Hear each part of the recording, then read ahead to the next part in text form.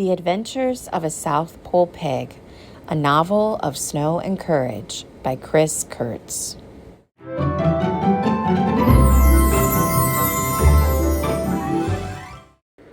Chapter 3. Hi, I am Mrs. Elliott from Beverly Gardens Elementary School. I teach first grade, and I am going to read to you Chapter 3 of The Adventures of a South Pole Pig. Chapter 3. After breakfast the next day, Flora sat on top of the manure pile while her lazy brothers snored away again. Too bad for them. They wouldn't be making any new friends or learning new things or getting ready for trouble.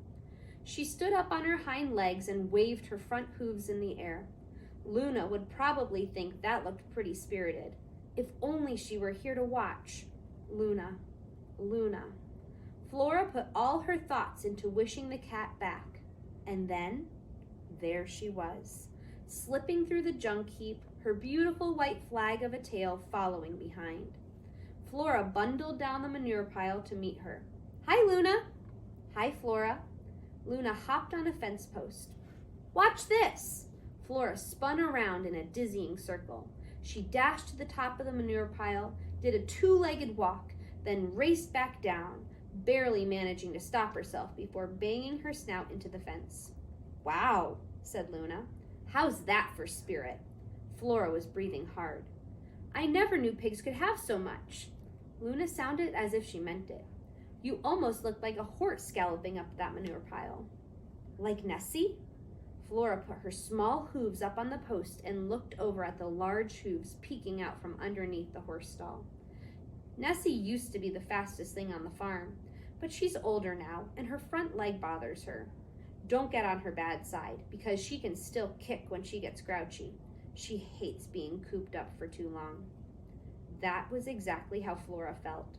She waited to hear more about grouchy Nessie, but Luna lifted her left hind foot and began licking between her toes. I've been getting ready for trouble, said Flora.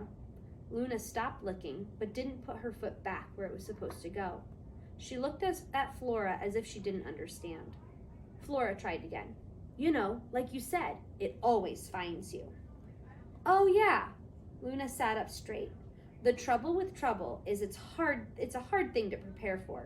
Speaking of trouble, this farm would be a great place to wander around if it weren't crawling with dogs. Maybe you've heard them. Flora nodded enthusiastically. What do you know about dogs? I know they howl just to hear themselves howl. I know if they get off their leash, and they always do, then look out because no one is safe.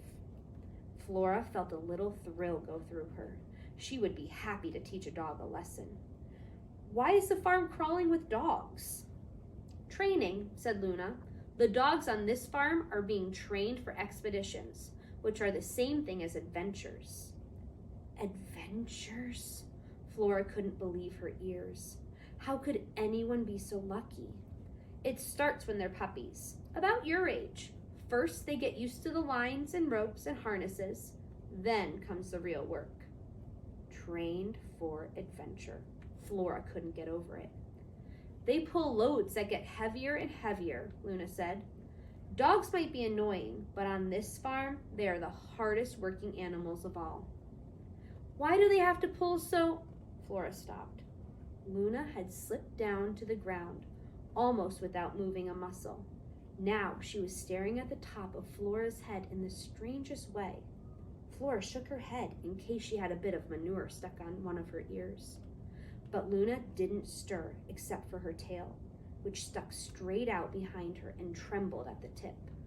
Then she lowered herself into a crouch, and her eyes got very wide.